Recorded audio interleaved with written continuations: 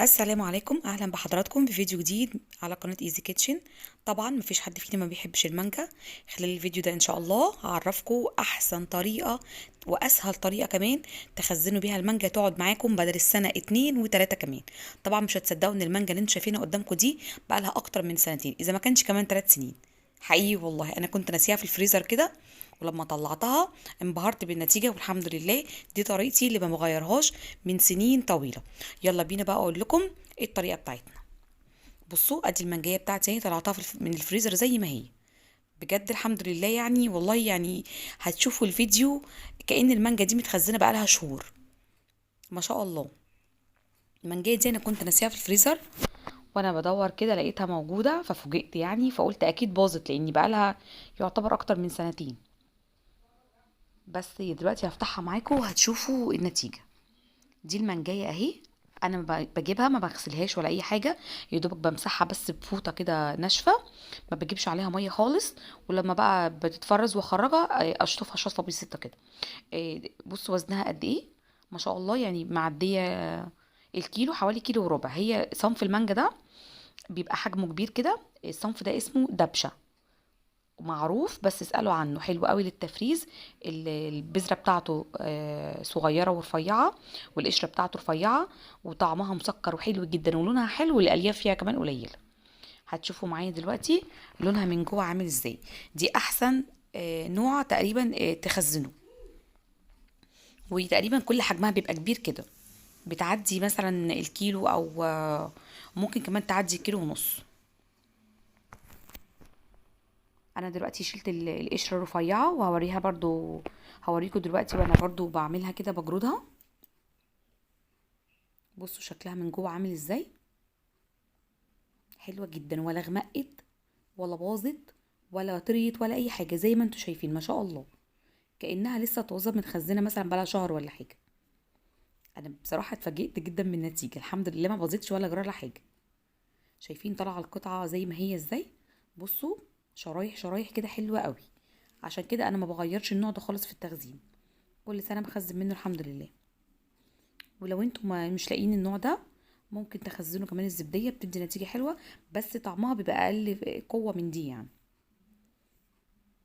انا شطفتها زي ما قلت لكم، بعد كده فتحتها وبعدين بقى ابتدي اخليها كده. والقشره دي طبعا مش هسيبها، انا ابتدي بقى اعملها بالسكينه كده، مش هخلي فيها اي حاجه.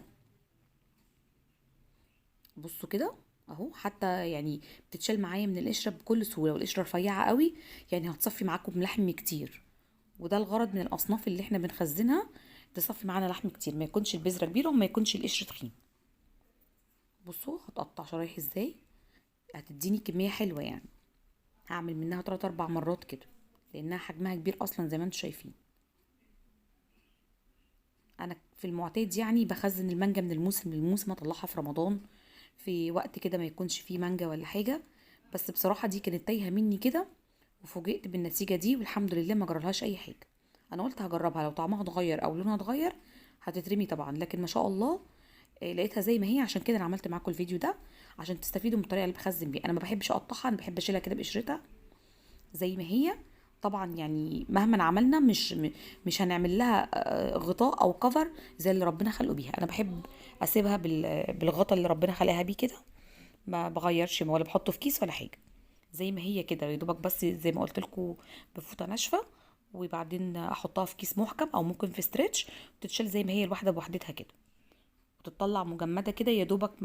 تفكي ثواني كده عشان ايديكي، وبعدين تبتدي تتعاملي معاها بقى وتقطعيها بالمنظر ده كده. تاكلي احلى مانجا، ولا لونها يتغير ولا طعمها يتغير ولا اي حاجه. بصوا انا عماله كل ده اطلع في لحمه اهو، والبذره صغننه خالص هوريها لكم برضو دلوقتي. بص طلعت معايا كميه حلوه قوي. شفتوا البذره صغننه ازاي ورفيعه، يعني لا تذكر. يعني في انواع بقى بذرتها بتبقى كبيره كده، طبعا دي مش مستحبه خالص خالص. شفتوا بوريكم انها يعني رفيعه وصغيره مقارنه بحجم المانجا الكبيره اللي كانت معانا. انتوا لو شفتوا المانجا هتقولوا بقى بذرتها كبيره، لا دي من النوع ده بذرته رفيعه قوي. بصوا القشر بتاعه اللي طلع اهو.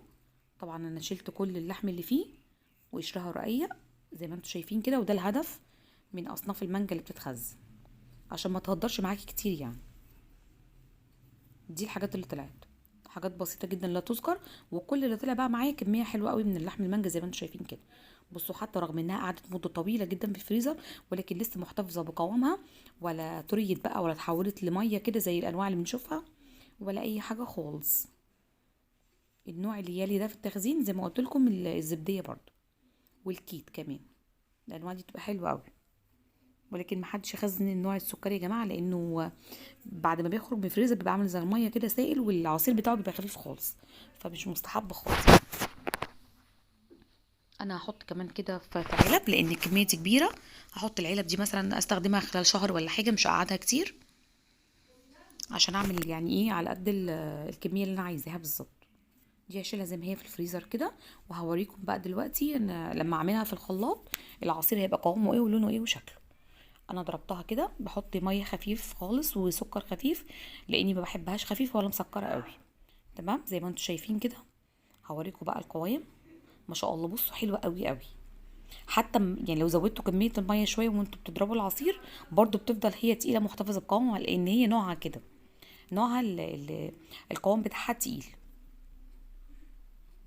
شايفين الجمال؟ ولا لونها غير، ولا اسودت، ولا طعمها غير، ولا اي حاجه. ما شاء الله عليها. احلى طريقه للتخزين، واحلى نوع كمان للتخزين. ما شاء الله هتقعد معاكي بدل السنه 2 و3 كمان. متخافيش خالص، مش هيجرى لها اي حاجه. شايفين الجمال؟ مفيش بعد كده. الحمد لله ما اترمتش ولا حاجه، وعملت احسن عصير اهو. جربوا الطريقه دي وعلى ضمانتي، انا ما بغيرهاش خالص. من سنين، من ساعه ما اتجوزت وانا كل صيف وكل موسم ما بخزنش المانجا إلا بالطريقه دي، يعني الحمد لله.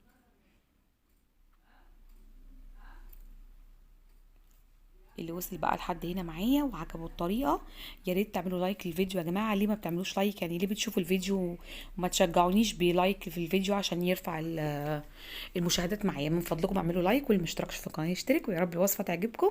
والسلام عليكم ورحمه الله وبركاته. اسيبكم في رعايه الله، مع السلامه.